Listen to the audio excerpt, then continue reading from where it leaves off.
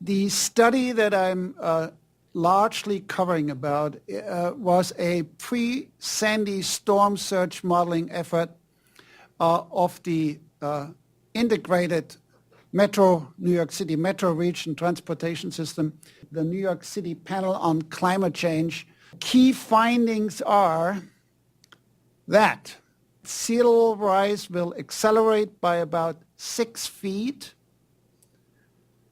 By the end of this century, there will be more sea level rise thereafter, and so we can't stop thinking just 100 years when it comes to infrastructure. There will be increased severe rain events, which can cause street flash flooding, and in New York City, that means subway flooding.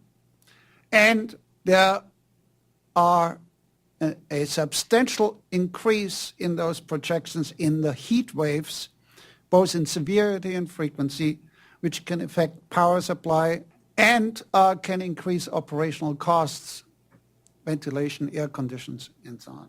Of all modes of transportation need to take into account a robust climate change and sea level rise projection for all their capital spending projects. FEMA flood maps need to be updated. Those maps do not take into account future sea level rise.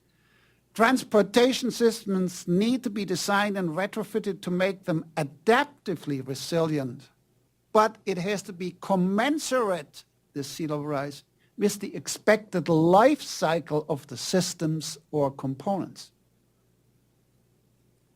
Until these systems are engineered to be climate change resilient, robust operational emergency plans and temporary protection measures must be planned, designed, financed, implemented, tested, and readied for use on very short notice. And when that flash flooding reaches streets in which we have subway ventilation grids, then this happens. The subway system essentially becomes the default sewer overflow, but sometimes it gets so severe that the subway lane has to be shut down. The MTA has made some modest modifications. Post-Sandy, new reports came out that I highly recommend for you to look up on the web. The Climate Risk Information 2013 of the NPCC. And then the city came out with its strategic initiative for rebuilding and resilience.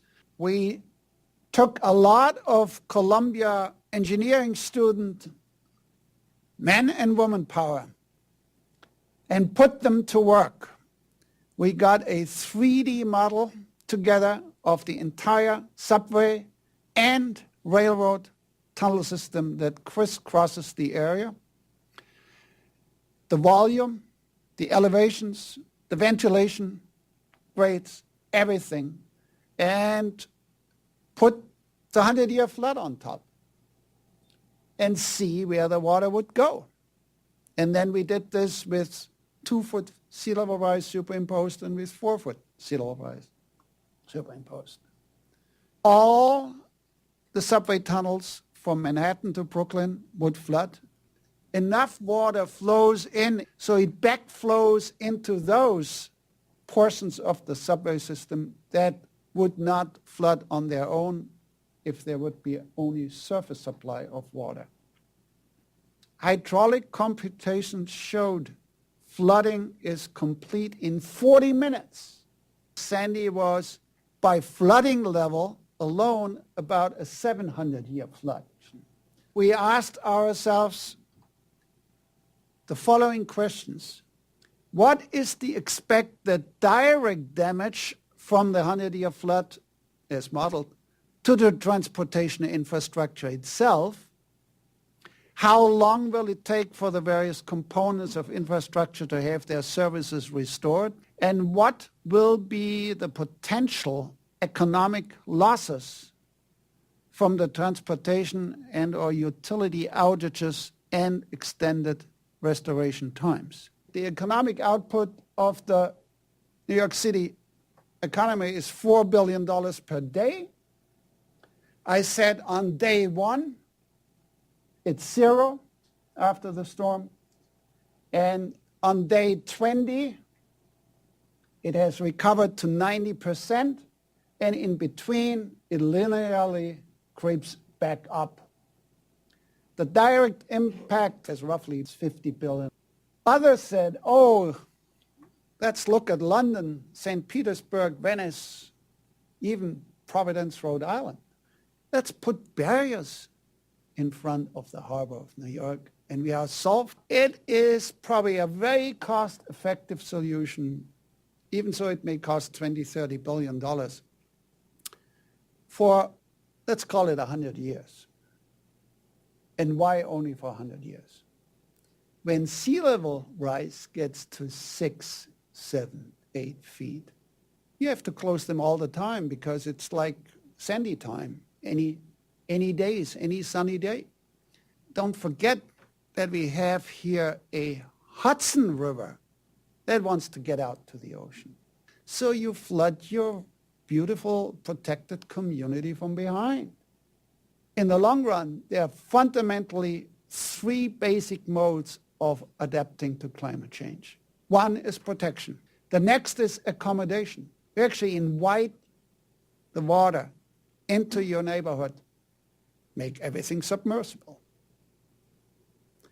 And the third, and probably the one that's the least sellable now, is strategic retreat to higher elevations.